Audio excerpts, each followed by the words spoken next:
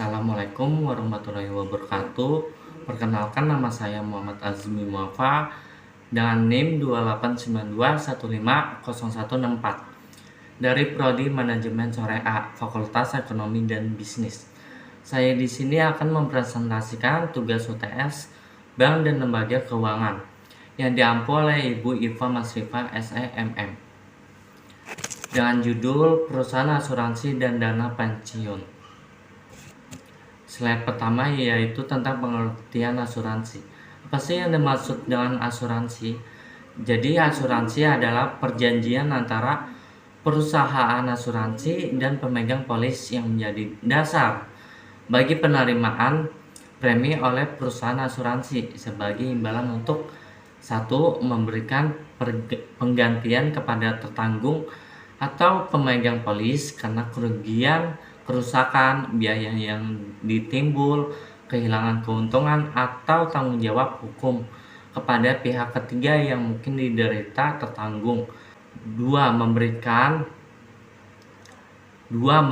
pembayaran yang didasarkan meninggal atau hidupnya tertanggung dengan manfaat yang besarnya telah ditetapkan dan atau didasarkan pada hasil pengelola dana.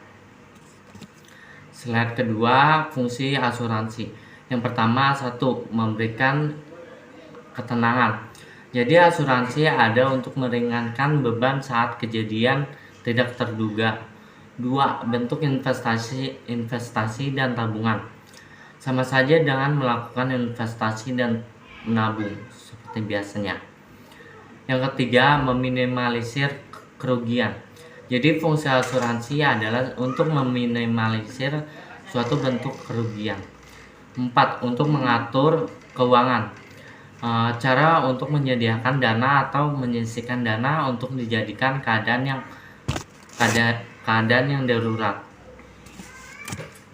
Usaha perasuransian bergerak di bidang 1. Jasa pertanggungan atau pengelolaan resiko. 2. Pertanggungan ulang resiko. 3. Pemasaran dan distribusi produk asuransi atau produk asuransi syariah. 4. Konsultasi dan keperantaraan asuransi. Asuransi syariah, reasuransi atau reasuransi syariah. 5. Penilaian kerugian asuransi atau asuransi syariah. Slide selanjutnya yaitu tentang usaha perasuransian dilaksanakan oleh 1. Perusahaan asuransi umum. Perusahaan yang memberikan jasa pertanggungan karena terjadinya suatu peristiwa yang tidak pasti. 2. Perusahaan asuransi jiwa. Jadi perusahaan yang memberikan pembayaran kepada pemegang polis atau pihak lain yang berhak dalam hal tertanggung, meninggal dunia atau tetap hidup. Slide selanjutnya yaitu tentang jenis-jenis asuransi jiwa. 1. Asuransi jiwa berjangka. Jadi asuransi yang memberikan manfaat dengan nominal tertentu kepada penerima manfaat selama jangka waktu tertentu atau terbatas yang telah disepakati antara kedua belah pihak. Yang kedua, asuransi jiwa seumur hidup. Untuk yang memberikan manfaat pertanggungan seumur hidup. 3. Perusahaan unit link, yaitu memberikan manfaat perlindungan premi rendah sekaligus investasi. Nah, selanjutnya yaitu tentang pengertian dana pensiun. Apa sih yang dimaksud dengan dana pensiun itu? Jadi dana pensiun itu adalah dana yang dikumpulkan oleh perusahaan sebagai hak seorang pensiunan dari perusahaan tersebut. Dana pensiun biasanya berupa uang yang dapat diambil setiap bulan atau diambil sekaligus pada saat seseorang memasuki masa pensiun. Jenis-jenis dana pensiun. 1. Dana pensiun pemberi kerja. Dibentuk oleh orang atau badan yang memperkerjakan karyawan. 2. Dana pensiun lembaga keuangan. Dana pensiun yang dibentuk oleh bank atau perusahaan asuransi jiwa. 3. Dana pensiun berdasarkan keuntungan. Jadi dana pensiun pemberi kerja yang menyelenggarakan program pensiun iuran pasti. Nah, di sini ada fungsi dana pensiun, yaitu memberikan jaminan di usia pensiun atau saat usia tak lagi produktif untuk bekerja.